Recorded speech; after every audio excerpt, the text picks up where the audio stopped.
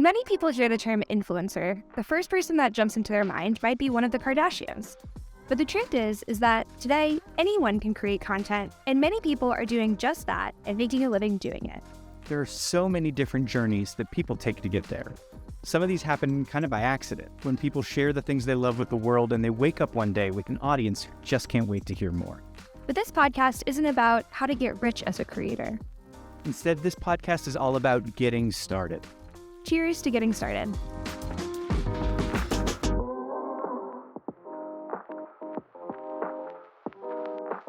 Awesome. So maybe we can kick some things off just with a few warm-up questions. But curious, out of all of Maine, is there one spot that you think is an absolute must-visit? Man, I just love Portland. I'm exploring a lot in Portland, and of course, everybody knows Portland. I think it's just absolutely a great place. Bar Harbor, that whole area, of course, is well known, all that. And any of the towns along Route 1 up those ways are great. I'm going to go inland and up just a little bit. I'm going to say, let's head over to Sanford, right? And Sanford is, they're fighting to make a comeback and everything. And some people might look at Sanford as slightly depressed or anything else like that. And very well could be, right? But I've found some amazing people and amazing restaurants over there. And some of the people are trying to do a revitalization and bring it back. So, there's a lot of old towns in Maine. And to see some of these places come back with their architecture is really great. Manchester and Winthrop, just outside of Augusta, is another one of my favorites. Not that my sister lives on the lake up there, but it's another great place to go visit. And especially in the fall with the apple orchards and the apple cider donuts, and you get a real good feel for what fall is like up there. That's great. And how did you get started kind of just posting content about Maine? So I met somebody in 2016. I had a real estate coaching training company. I've always been in real estate. And so we got into talking, and he was telling me about the videos that he's doing and the pages that he has, and he's got 100,000 people following his page and, all these other things. And I was training on video, always talking about video and networking. And so, it just progressed over time. And what I realized in my realm, in my real estate world, is everybody wants the result, but nobody wants to do the work. And I think that's the same across all industries. So what I did is I've continued to peel away the onion of excuse to get to the core of, okay, if we're doing it for you, all you got to do is press record. For me, I started to go out there and do the Explore series. I own a company called Explore My Town, but I started to do the Explore series as a way to get out of the house, as a way to go do things, as a way to be intentional. And the thing that I found is as a real estate agent, you're supposed to be an extrovert, but I'm more of an introvert. I actually don't like going to network and stuff because you're talking about, it's not my thing. The high energy is just not my thing. But when I have the camera and I'm doing an interview with somebody, I'm controlling the situation. I'm controlling the environment, right? So it's just that one-on-one, a little bit more intentional. But also, I like to eat. So I'm going out, find these places that has great barbecue, excellent pizza. If you got croissants, I'll be there. That's awesome. And you mentioned like this Explore series. Do you have ones for specific locations, or can you talk a little bit about how you kind of divvied it up? Sure. So Explore My Town is a national company. We have partners in Anchorage, Alaska, Portland, Oregon, Valdosta, Georgia, Hanover, Pennsylvania, right? Central Pennsylvania, all throughout. So we got partners all over the place. Maryland, Asheville, North Carolina, right? So we got partners all over the place because they understand that how do you stand out on video, right? How do you stand out on social media with video? Gary Vaynerchuk said in 1996 to the real estate community that you need to look, did I say 1996? 2016 at a conference. He said, you need to consider yourself the digital mayor of your town, right? Or you got to look at yourself more as a media company. So we take that same approach. It's like, all right, listen, you need to put stuff out there. There's 1.5 million real estate agents, and y'all tell the same story. You all say the same thing. People are becoming blind to it. And in the 90s, I learned a term called banner blindness. I worked for a large .com company that specialized in e-com and advertising. Banner blindness, those ads at the top and on the side, you just scroll right by them now, right? It's the same thing if you're putting out the same content as everybody else. But when I start talking about who has the best happy hour in Portland and where can you eat for under $20, people start to listen. When I say, hey, who has the best barbecue? People are going to start listening. If I say, hey, take a look at these chicken wings, and you believe that they're only $7 Monday through Friday from 3 to 4, and you can get a $5 beer, people are going to listen, right? So it's a way to stand out. And at the end of it, it's like, oh, by the way, I'm a real estate agent. Follow me. And so we follow that approach of jab, jab, jab, right hook. And we give, we talk and stuff. And then we come at it with a real estate article, just not in your face about, hey, this is what the market's doing. Really coming from an informational standpoint, because we want to stand out as that central figure in the community. We want to stand out not as that pushy salesperson, right? The Jan Schickman or something, and selling used cars. We want to come at it as a person of value in our community, bringing people together. Johnny, it's clear that the community aspect of this is extremely important as a motivation here. I'm wondering, what are some of the ways that community has impacted your life that really motivated you to focus so much on it in the work that you're doing? Sure. So I've been in real estate for 20 years. And in real estate, our job is to network, be part of Chamber of Commerce, and, really be part of that central figure. It's not just about selling houses. You gotta give back to where you reap from, right? So the community has always been central. Networking has always been central. Volunteering and donating has always been central. So as we progress through this digital age, because 20 years ago, this stuff didn't exist, right? So as we progress through the digital age, we're always looking for a way to stand out, a way to do something creative, a way to be blue ocean strategy versus red ocean strategy, be different. And that's really where it came from for us. Is it was my training I call video, digital, and social. And so video and the community is central to that. I can do a video, right? Video on something in the community.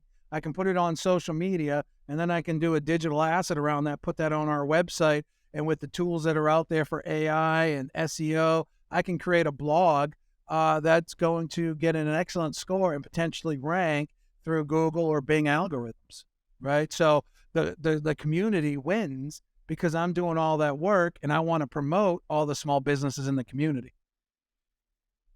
Yeah, I love that analogy of being like a digital mayor of your hometown. I think that's a really cool way to think about it. Do you see that there's a lot of overlap in your digital audience and the audience that you have cultivated too in real life? Is it a lot of the same people, or you feel like you're bringing more people into the fold from digital? Yeah, a lot more people, right? So social media, they're all unique. And when somebody asks me what social media I should do, I tell them yes. I do believe you should go deep then wide, right? You go deep then wide, and then you focus on where you're getting your best results from. And so with social media, you can reach around the world instantly.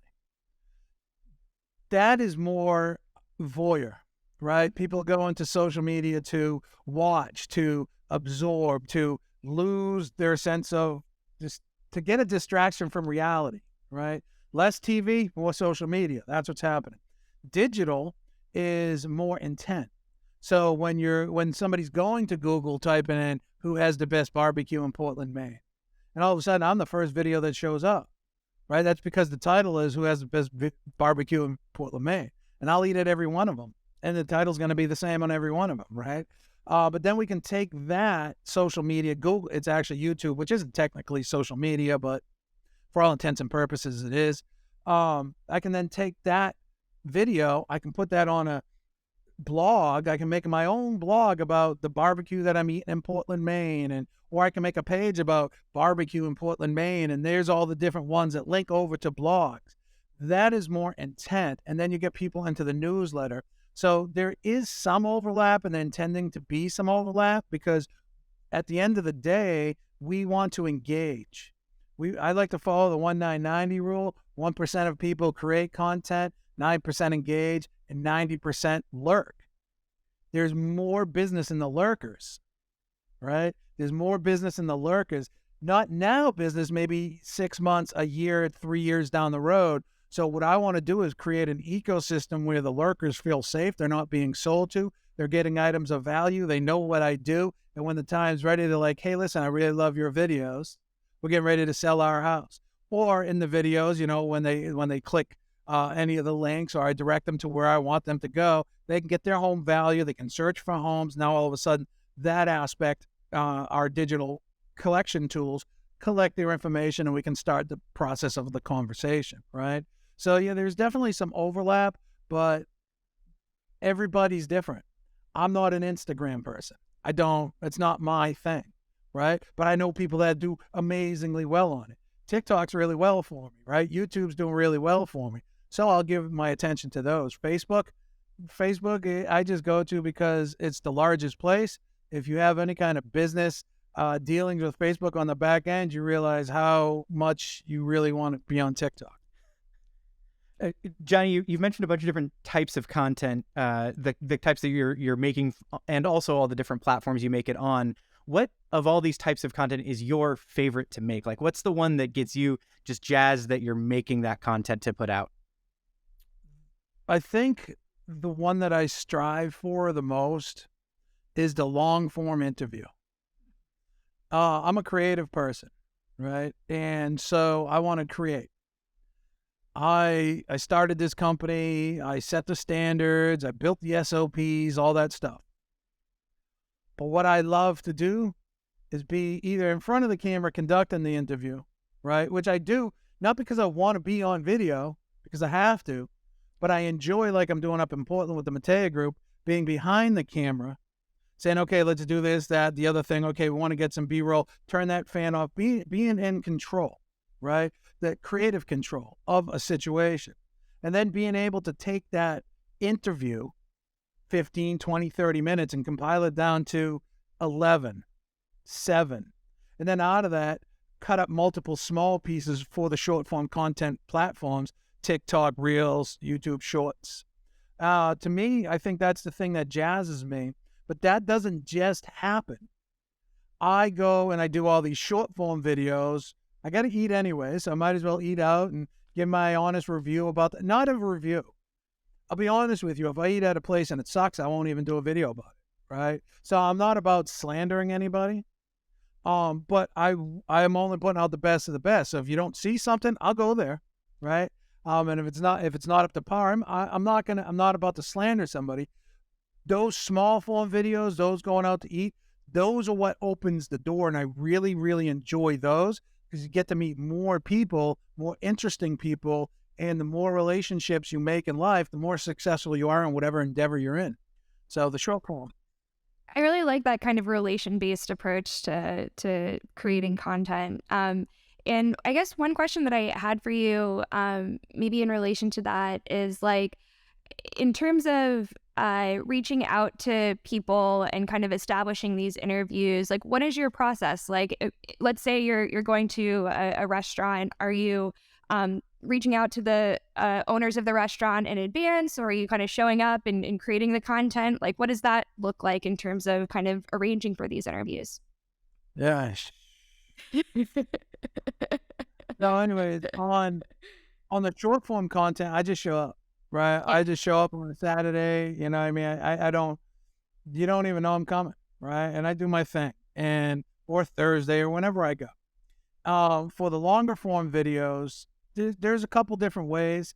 One of them is by directly reaching out to them and saying, hey, listen, we're doing if you're reaching out to somebody, you're gonna want to have some social proof of some sort, whether it's the channel, whether it's a website, right? And so people are going to look at that. They're not going to want to waste their time if you got 100 followers. So wait till you get 1,000, right? Build a website. They're damn near free and easy to do in this day and age. And have a website on there. You can embed your videos right on your website. So write a blog and embed your videos right there. Anyway, so have that social proof. There's two ways that we approach it. One interview that I'm working on right now was because I happened to pop into this place. I had no intention at all going to this place. I was going to the place across the street. However, they closed at 1 o'clock and it was 1:15. I'm like, damn, right? It was like I think it was a Sunday. And so I said, I guess I'll come back to this place another time. But my friend and I wanted a coffee, and I'd rather drink local coffee, somebody local making it than, a franchise. And so he said, what about that place across the street? I said, sure, let's go take a look. And so we went over there, and I was super surprised. I'm like, wow, this is exactly why I do what I do. And so it was a great little breakfast lunch place. They made these biscuits that were this big, and they had cheesecake that I'm not supposed to eat and everything. So they sold pottery there. They had like maybe 8 or 10 tables in there. I'm like, all different chairs. I'm like, this is the place. So I did my video, and I always try to shoot a 1-minute video. I shoot that 9:16 format. And so I put that video out. A day or two later, somebody tagged the owner, and the owner said, thank you for stopping by. And I said, that started the conversation. She said, sure, reach out to us. Reach out to us on our website, or gave me the email. So I reached out to her, and now we're coordinating something. I won't do the interview. I will have Jeff do the interview. I will get my B-roll and my short form video, but my goal up there is to make him the star of I Love Portland, Maine. So that's one way. The other way, which we had a content meeting on this morning about, is I have a coordinator up there who's part of our team, part of the real estate team. I'm older now, right? I'm 50. I might not know all the hip places and stuff like that. I think she's like 27. She's totally into the scene and who's coming up and all the new restaurants that are opening up. So she's the coordinator up there. And so we created a list of 6 places that we want to hit over the next 3 months. And so she's going to reach out to them, because now we got the collateral and we got the assets up and everything. She's going to reach out to them and say, hey, listen, this is what we're doing. And we want to support small businesses. We want to showcase your business and do an interview. This is the process. Would you be interested? Right? So don't go to them. If you have an idea, write your idea out. There's another cool tool out there that's pretty much free. That's Canva. Design a PDF in Canva, all right? And now you can send it as an attachment. I often will say this: if you want to be an expert, tell everybody you're an expert, all right? With the tools that are out there, you can look like an expert by the end of the day in any subject matter. Johnny, there's a lot of folks who are following in your footsteps, maybe in real estate, or they're small business owners that know that they need to start building a presence, but truly have no idea where to start because making digital content or building a following is totally new to them. What would you say square one is for them? What do they need to know as the very first step in that journey? That most of the obstacles and fear is in your head. That's really, I think, the thing. There's 3 things that we say hold people back, and that's knowledge, fear, or time. They don't know how to do it. And I use my iPhone, and I got a set of microphones that cost $57 on Amazon. They come in this little case that charges like the earpod case. There's 2 microphones in there because you want, in case you're interviewing somebody, and a receiver that just plugs into my iPhone, right? I use a switch pod, which is like a foldable tripod with a little ergonomic angle. So I can walk around with my POV look, and then I can open that up and put that on a table and eat if I want. There you go. There's the knowledge. Now, at this point, you just have to hit record. The best part about going into recording is editing, right? So you can mess up all you want. Don't worry about it. Don't go flustered. Just stop, reset yourself, say bananas, and keep going. Right? And so most of that stuff is in your head. Fear, knowledge, or time. You have time. Everybody's got time. There's nobody on this earth that doesn't have time. What they don't have is priority. So if this is a priority of yours and you put it to your schedule for 1 hour a week to go make content out there in the community, you can have more than enough content for the week. And then you can sit on your laptop with an app that's inexpensive like InShot and edit a video, do a voiceover, do a picture-in-picture, put text on it, you do anything you want. And then you upload it to the different platforms. No music from your phone. You always use the music from the platforms because they'll be trending. And the platforms kind of want you to edit. So this is a way to kind of finish my editing inside of the platform. So step 1 is get it out of your head. Get a couple pieces of basic equipment, under 200. You don't even need this stuff if you're in a good audio environment, but every level up sounds better, looks better, right? And also shoot as much as you can with your, I don't know, is this the back camera? Shoot with your back camera because you can shoot if you want in 60 frames per second. 1080, you don't need 4K because no social media is 4K, right? YouTube allows 4K, but I'm not going to go through that amount of chewing up my memory and data movement and stuff like that for that when it doesn't really have a benefit, right? So get it out of your head. Yeah, that makes a lot of sense. You mentioned Gary Vee earlier, and one of his favorite sort of content creation tips that's always stuck with me is like, don't go out to create, but like document. Just like document your life, and then that's also like a way to kind of stumble into your niche. And I guess for you, like, you know, you've talked a lot about your sort of strategy, like as a real estate agent, and kind of the topics that you cover, but how did you kind of land on food as that first sort of niche or topic area to explore? Sure, that's a great question, and it is as complex as Indian food. And I mean that with the utmost respect because I've just started at the age of 50 years old as a result of somebody who specializes, a chef who is renowned for Indian cooking. He's a white dude who has taken a love of Indian cooking and has perfected it over the last 16 years. And I'm like, and now they pay him crazy money to travel around to do these, right? So we're collaborating. And I'm like, wow, this guy's dead. Let me try that. Let me tell you, I tried tandoori chicken 2 weeks ago for the first time, and my life has changed. Never had it before, and I want more, right? Now I want to start digging deeply. So what I mean by complex is it's just stacked with flavor, right? Same thing with pho or ramen. I like to eat. So if I'm going to go eat, I might as well make content about that, document my journey, my experience. More so about that is food is one of the last things that we can actually talk about without creating controversy, getting into arguments and stuff like that. Now, I haven't had any negative comments on any of my stuff. I've had nothing but positive comments like, hey, if you like that place, go try this place. Okay, so that's how I'm finding some of these leads. I went to a place in Dover, New Hampshire just recently. I want to call it Hong Kong Noodle Company, but it might have been Hong Noodle Company or something like that. And the place blew my mind. It was like something that you would find in Chinatown down in Boston, right? I'm like, this place is ridiculously good. So you get those leads. I love, this is what I simply tell people.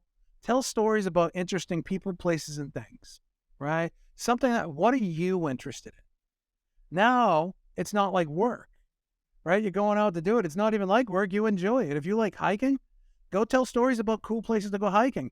You will attract your people, right? I go out there in the warm weather and I like to take, there's a lot of cool places where you can hike along the cliffs and along the, not the beaches, but like the cliff walks, and Marginal Way is probably the most famous one, but there's cliff walks all over the place.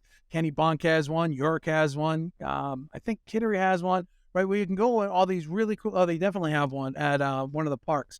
And you can go on these really cool walks, sit down. So anytime you see a creator, it's like, wow, that place looks freaking awesome. That's where the river meets the Piscataqua meets the Atlantic Ocean. And I can sit there and I can eat a sandwich. Yeah, man, people get attracted to that stuff. And that's why I say, tell stories about interesting people, places, and things based upon what your interests are. I like to eat. I want to try different cultural type foods. I grew up eating a lot of Italian food and Middle Eastern food, Lebanese, Syrian type food.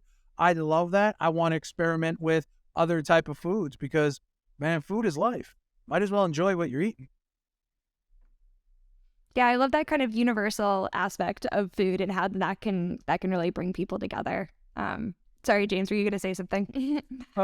You mentioned a lot about documenting the people, places, and things that are part of our lives. A lot of that involves, going out and making this content in public. And for a lot of folks, that can be a little self-conscious, actually walking around recording and making content in public. Do you get self-conscious doing that, or do you have any tips for people who do? Yeah. Listen, just do it. Just do it. The world is, first and foremost, know this. The world is filled with negative people. Everywhere, every turn, you got trolls. I just dealt with it 45 minutes before we got on this call down in Asheville. Come at it with positivity. Their actions, their sayings and such says more about them than it does you. It has nothing to do with you. Matter of fact, I don't remember who said this. But I love this saying. Your opinion of me is none of my business, right? But because people are empowered with anonymity or social media, they can be negative. Don't worry about it. It's got nothing to do with you. If you don't like the way that you look, don't use that as an excuse for not doing the video. That is something deeper that you need to address. Address it, right? So don't make excuses for not doing it, because you can make content in public without you being on the camera. I follow a gal up in Portland, Plates of Portland, Jordan. She's great. I don't think she's been on a video that I've seen yet. And her videos are excellent. She's got tens of thousands of followers, right? And I'm like, I went to the Ugly Duckling a couple of weeks ago because I saw her video. I'm like, oh, I got to go to that place. Now she just featured a place that makes Puerto Rican food that just opened. And I'm like, I got to go to get some Puerto Rican food, right? So don't worry about what other people are thinking. You're doing something different. And when you're doing something different, you automatically open yourself up to people's criticism. That criticism is none of your business. What I do is when somebody's negative on my pages or my channels, I respond with positivity and I say, hey, thank you for your comment. We're looking to spread, we're looking for volunteers to help spread a positive message. Can I count on you? Then they'll usually reply with something. And this is what I responded to the guy on the Asheville post. I said, well, hey, thanks anyways. He said, no, I'm all set. I said, well, thanks anyway.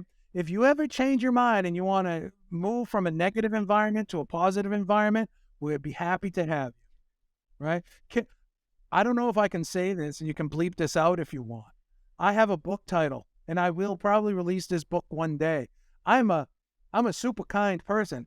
Doesn't mean I'm a nice person, okay? But I'm a super kind person. And I'm going to write a book called The Eloquent Asshole. Cut out if you want, okay? But how to not let people walk on you and how to enforce your boundaries. And sometimes you have to come right at it that way and let people know, hey, listen, man, I appreciate you. Not going to tolerate you. Right? So get over that self-consciousness. Get over that fear. It is real. It is real. But start with bite-sized pieces. Right? And it could be even like if you're not in the video, it could be you. Hey, listen, guys, I want to show you this amazing place. That's it. That 4 seconds. And then you go in and you can do audio over or whatever, narration from that point forward. Or you can do the narration at the end and say, hi, I'm Johnny Moe from XYZ Company. Right?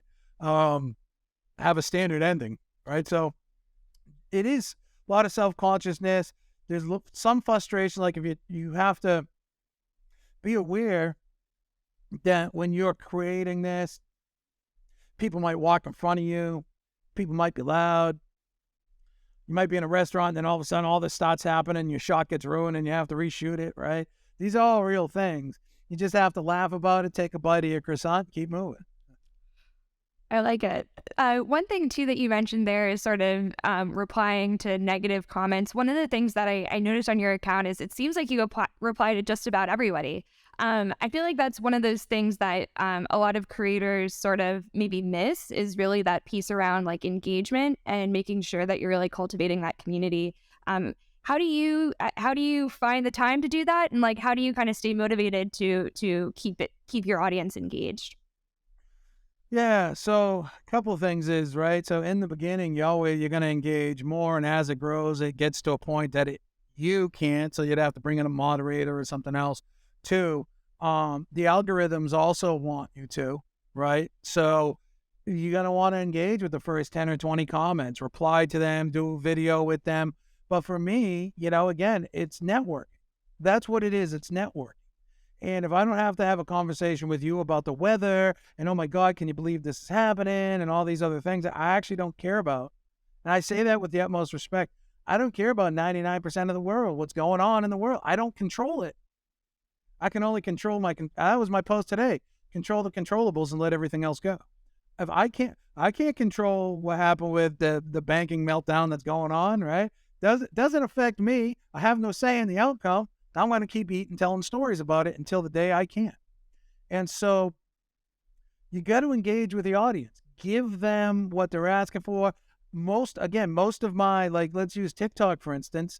I went to Ornell's Barbecue in Kittery on Badger's Island. Place blew my mind. It was so good. Somebody said, if you're in Kittery, you got to go here, here, and here.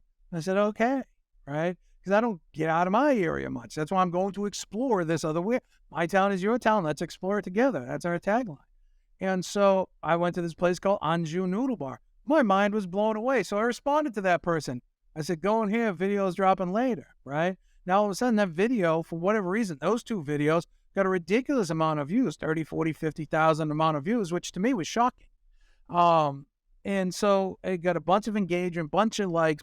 So you owe it. You're doing it for nothing.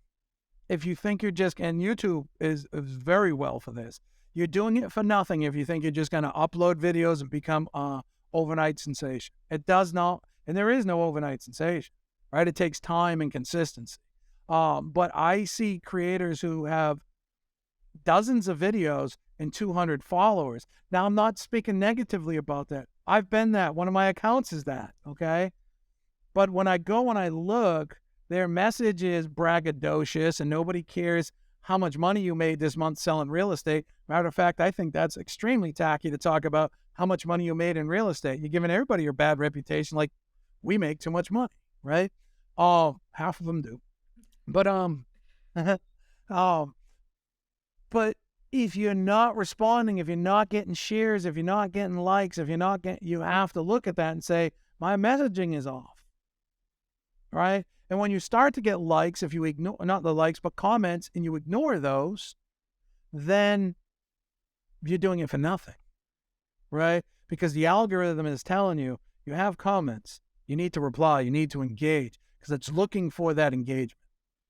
You mentioned the algorithm there a couple times. Do you think that the algorithm, especially on TikTok where the algorithm is everything, is it really helping creators like you, or is it creating a set of new challenges for creators like you? I think it is the single greatest time in history to have whatever you want, right? I said it a minute ago, I do believe, if you want to be an expert, tell everybody you're an expert, right? It doesn't matter what it is that you do. You can reach, to me, near infinite amount of people, right? Hundreds of millions of people, that's infinite enough, right? In the realm of reality. So you have the opportunity. And if you're a local service type person like real estate, mortgage, insurance, anything along those lines, as long as you're within your regulations, and I know there's some things they can't do or talk about, but if you're a mortgage person, go out and tell the mortgage news once per month. Go out and tell the real estate news once per month. Tell what's going on in your town, because here's what's happened. I coined this as sphere hacking, and I teach this on sphere hacking. When I'm out there and I can tag a restaurant, when I can put their location in, right? When I can do any of these other things, when I can get them to share, when I can then take that off of social media and put it on a digital platform and write some optimized keyword descriptions around that place and tell their story. Now, all of a sudden, I'm sphere hacking. I'm hijacking their, I don't want it to sound bad. It's not bad. Everybody does it. But I'm hijacking their name, their SEO.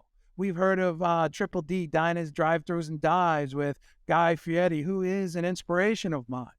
I hope to do what he's doing one day in a similar capacity, around the country with our partners, right? Anthony Bourdain is another person. He wants to tell the story, right? Let's hear, it's about the food. It's about your story. Tell me about the story. Now I can reach thousands of people, but when you start looking at the Phantom Gourmet or Triple D, these things are optimized off the hook. People are searching for them. So if I go do the main diner that was featured on Triple D with Guy Fieri and on episode blah, blah, blah, Dine and Dive and Drive, that's going to get search engine optimization. I'm going to help rank. That's sphere hacking, right? Your audience starts to see me, right? And when you see it on social media, or when I do the interview with you on social media, I'm getting an instant cred with your audience. Your audience is seeing me. I did a conference in Portland last year. I think it was October. And I said, listen, I just got licensed up here, yo. And listen, I'm starting to make videos. I've already got it in production. And the problem is a lot of people think I got to shoot video and put it out today. I was shooting video for months, putting it on Dropbox. Okay. And then we went into production. I told them, your sphere of influence is going to see my videos. They should see yours, right? So in a world where in real estate, people, we thrive on referrals. It's our lifeblood. But many times the referral isn't loyal just because you sold them a house last time. The general public is opportunists. When they see something that interests them, they will inquire about it, right? So if they see my video and I'm talking about this and they're following me and now all of a sudden I listed this house in, I don't know, Wyndham, Maine, and it's a great deal and they want to move from Biddeford to Wyndham. Hey, listen, can we go take a look at that? Do you happen to have a real estate agent? No, I don't. Right? Because just because you sold them a house doesn't mean you're still in the contract. When that closes, the fiduciary's over. Right? So if you're putting out these videos and you're putting out these content, you're tapping into other people's sphere. You're building your own authority. Given that you've been growing an audience on social media that is on a bunch of other topics alongside the real estate, what are some of the concrete ways that your content has brought business to your real estate on top of what you mentioned there about talking about specific houses? Like, what are some of the tactics you've used that have driven business for your real estate? So from some of the content stuff that we create, it's obviously the food, the cool things to do, moving here, relocating here. But it's really coming down under all is the relationship, right? So it's building these relationships, which is leading to bigger projects that are bigger than self, okay? The advocacy group that we're building, the small business advocacy group, there will only be one real estate agent or one real estate team, okay? There'll only be one mortgage team, right? There'll only be one insurance team, but everything else is open. And we're bringing all these people, all this retail, all this commerce in where we can build these relationships. So my videos, while on the surface, and anybody can do that, to have the exchange of now business or the now reputation, I'm going after something bigger. So I'm looking for more relationships because the relationships are everything. Your network is your net worth. I'm looking to build a network of high value, right? So that's how it works for me. Is the videos are cool, the inquiries are cool, the handing off the referral is cool. That instant exchange is what everybody's after. Again, that's red ocean strategy. Blue ocean strategy tells me I need to do something different and bigger. So when I have this advocacy group and there's thousands of members in there, it's going to take somebody.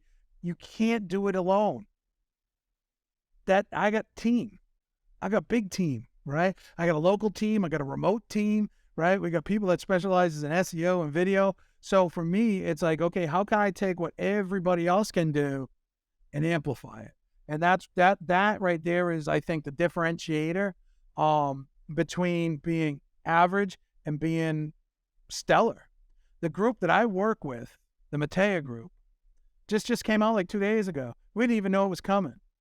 U.S. News for Maine ranked the Matea group #1, right? We didn't know this was coming. It wasn't based on volume. It wasn't based on sales. It was based on Google reviews and satisfaction. Ranked #1, right? So now we tell that story. Hey, if you're looking for the #1 team, we can say it. We can say it. We're also ranked #1 in our franchise, right? For different things, depending on the week. And we're #1 team. So the differentiator between being average and being extraordinary is that extra big mindset. You know, the local mindset, hey, let's survive. And the global mindset, how do we have everybody survive and thrive, right? So we make it about everybody else. And I think that's the part that really differentiates us and what our vision really truly is. I love that. And it's interesting because, thinking about it, like somebody buys a house, like what? Like some people only once, some people like a handful of times. And so I feel like that kind of long-term investment in building those relationships, it pays off probably in unexpected ways. And just a comment, but it just seems like a really smart approach that you're taking. Well, think about this. The average person, I'm going to give sphere hacking, I'm going to lose my math real quick. The average person knows 100 people, right? So if I sold 50 houses this year, that gives me 50 times 100, which is 5,000. That their first level is 5,000. That's my second level. But when they see me on video, on social media, and I tag them and all sorts of other stuff, there's 5,000. Now, when they share that video or somebody in their audience comments the video, the way most algorithms work is, okay, we're going to open it up to your followers, 25, 50, 100. Facebook came out 2 years ago and said, this is how we're going to do it. They've changed 17 times since, but this is how we're going to do it. The point never changes, though. So if I'm going to a restaurant, if I'm going to a bakery, if I'm going to a microbrewery, that's a sushi place, and they got this following. If you look at business pages on social media, they have 1,000, 2,500, 5,000 followers.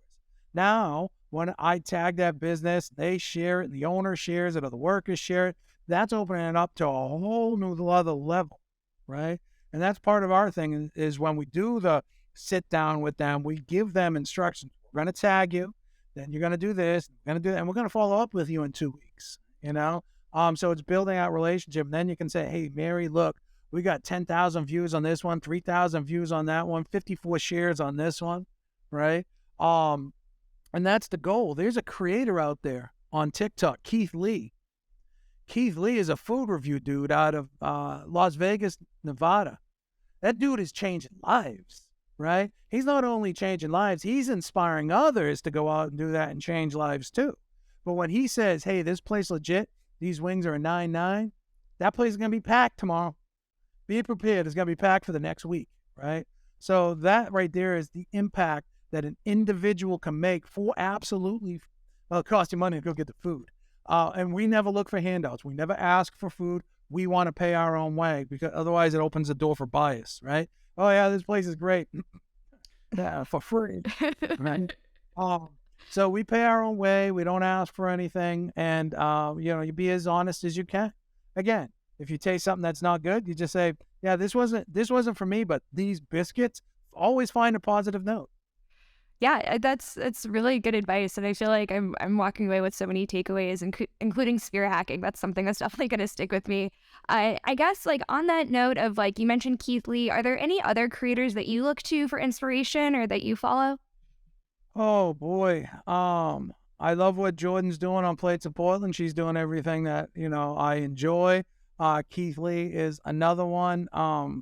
Let me get this guy's name real quick. If you have a quick second, if I can find it. Oh, you gotta stop talking. This chef on TikTok is absolutely awesome. I love what he's doing because he's authentic about his story, right? He's authentic about his passion and he's telling that story. The Maine mayor is funny too. He's a mayor up in Waterville, Maine. And he's funny as can be. Susan Cook, here's a super success story. Susan Cook is a friend of mine. I've known her for years. And Susan is, she told me she was 62 once. I don't know how old she is. I don't ask, right? She moved to an entire new area. She's a successful real estate agent. She was a team leader of a Keller Williams, a real estate broker. This gal could sell. She was excellent, right? Likeable, trustable. She was excellent. She's everything that you would look for in a real estate agent. Well, she moved to Valdosta, Georgia, which is on the Florida-Georgia line, basically. Small town stuff. She tried to join BNI. She moved down there because her daughter lived down there, relocated. I don't know the story. But she got there, and you're opening up in a brand new area where you don't know anybody is hard. Is hard. And so she tried to join the BNI down there, and the dude who ran it just said, well, Susan, that's not how we do it around here. And so she called me in tears. It was late 2019. And she says, Johnny, what do I do? I said, Susan, start making videos. And then COVID hit, right? April of 2020. So that shut a lot of people down. She started to make videos. She started to talk about different places that have drive-through and takeout and everything else like that. As did another person suggesting, and that took her down a whole nother level. Now she's involved in an app and everything. But Susan has continued to use her videos to tell the story of local businesses, to network with, and that's the key. It's video networking for me, right? 2023, social media, video, digital. I'm using this stuff to network. And so Susan, all of a sudden, she's one of the top in her MLS down there. Everywhere they go, they're like, oh, you're the lady that does those videos, right? So she's got credibility walking through the town. She has mastered the parasocial relationship, right? And the parasocial relationship is, for people who listen, if you might not know, is when somebody's watching you and you don't know they're watching you, movie stars, musicians, you're starting to connect with their mannerisms and you feel like you know the person, but you don't really know the person. But when you meet the person in public, if they meet the same expectations, it's a wonderful time. How many times have you heard, oh, I met so-and-so, a movie star in public. He's a real jerk, or a sports star. He's a real jerk. You know, the whole perception of that person goes out the window, right? So that's why I always say, Gary says it too, Gary V, be authentic. That way you don't have to try to remember what you were bullshitting about before, right? You're authentic. You can actually be that person. And the other person to follow. But now everywhere she goes, she just got $1.5 million lead, a lead for $1.5 million the other day. Proof of funds in and everything else like that. And they're looking at properties. I'm like, good day, girl. Keith Saracen, Chef Keith Sarasin. He's got 30,000 followers on TikTok. And all he talks about is his passion. I mean, he shows cooking, he shows the techniques, and he shows what he's up to and stuff. But what he talks about is his passion for the Indian food, the culture, if you would, around food. Because every culture has their food and their secrets and their reasons, right? Or their preparation methods or their beliefs. So he talks about that with the utmost respect about it and appreciation for it. So to follow his videos, they might be 3 minutes long, and I watch every minute of them, right? Because they are that awesome, right? And as a result of his video, I ate tandoori chicken. That's awesome. There's a really weird and wide world of creators out there, right? Like there's tons of stuff on TikTok that people are creating content around that maybe you've never expected. Has there been anything that you've found that was either like really super weird, but cool and interesting, or just a creator that was way off the beaten path that you loved? Yeah, there are some creators out there that are really cool. I don't know what their names are, and anybody can make this content sitting in their living room. Everybody's so creative, right? That gal, she's hilarious. There's another gal. Now these are online creators I've never met that don't go out. Another one is I think it's Caribou is Awkward. This gal, she is crass as crass can be, and that's nasty. Who the hell's gonna eat that, right? So those kind of people are hilarious and funny. You know, there's creators, I'm trying to think, that are out there that just do excellent jobs. Like I know Kyle Whistle, who's in my real estate world. He's out there in San Diego. He's positioned himself as like the San Diego food critic. He runs a ridiculously successful real estate team out there. And so his way to stay out there, stay relevant, stay focused, to stay the focal point of the community is to go out there and do those food reviews. You know, he's fast, he's wiry, he's a little crazy. But when you start to look at, you know, the super well-known, in my world, he's well-known, right, in that ecosystem. Here's one that you absolutely know, Ryan Serhant, right? Ryan Serhant is out there, high energy, doing this off-the-wall kind of stuff. Why? Because you have to stand out.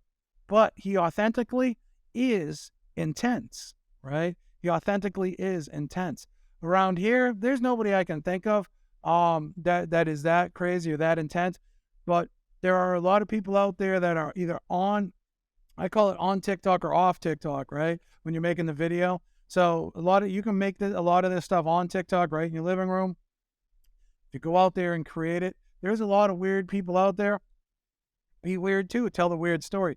Because I think in some respects, we have to be a little bit weird to go out and do it, right? You're going out there in public, and even even, the general public still look at, it's starting to become more accepted and more mainstream, where people see you creating a video out in public and they're just like, yeah, whatever, another one of them, right?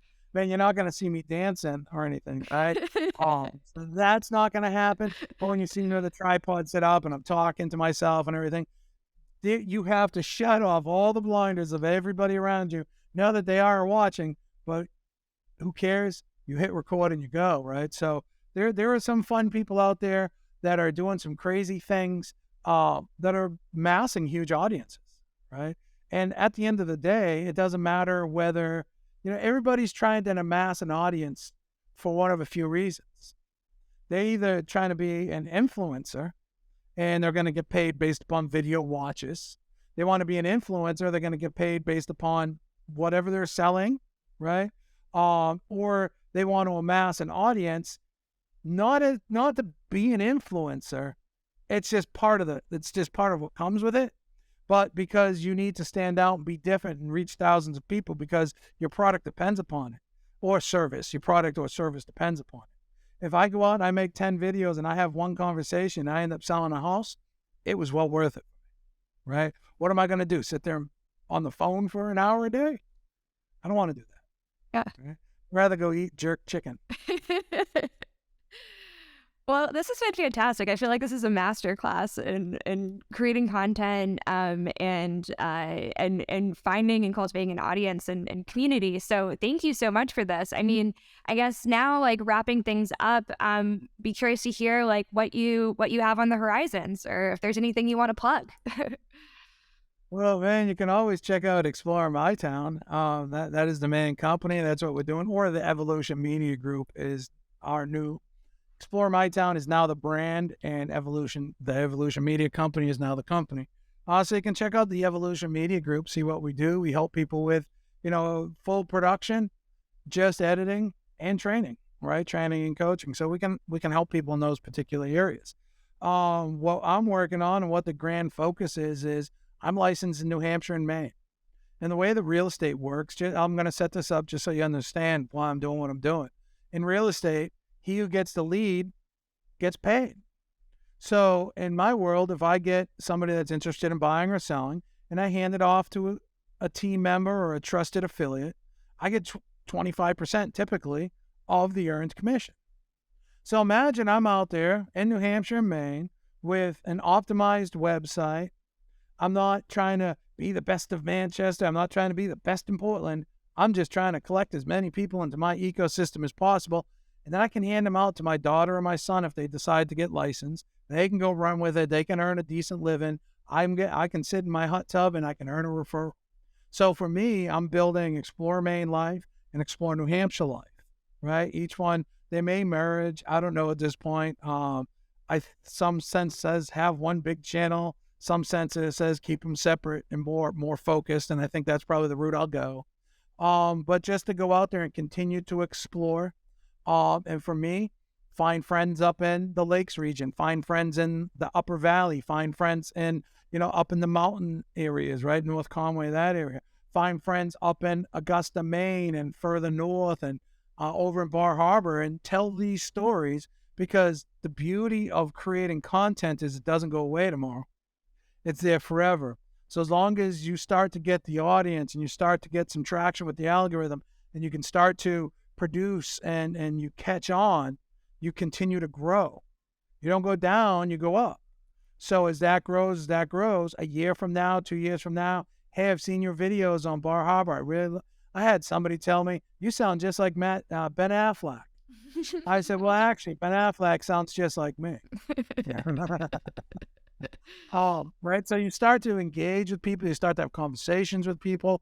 And when it comes time for that service, you can hand that service off, right? My goal is to help our real estate team grow and be successful. We're building expansion teams from Maine all the way down to Florida, right? So we're putting little teams with our name on it. We help them with the sales. We help them with all the organizational, all the transactional stuff, the marketing and everything. They run with the leads. And so my goal is to perfect this ecosystem so I can do it straight down 95. Yeah, that's what I'm up to. That sounds like a great vision. And yeah, we really enjoyed getting the chance to talk to you and learn from you. This is fantastic. I appreciate the opportunity. I know it was a lot of stuff that came down, and let's just bring it down to palatable, bite-sized pieces. Sounds Thank you, great. Johnny.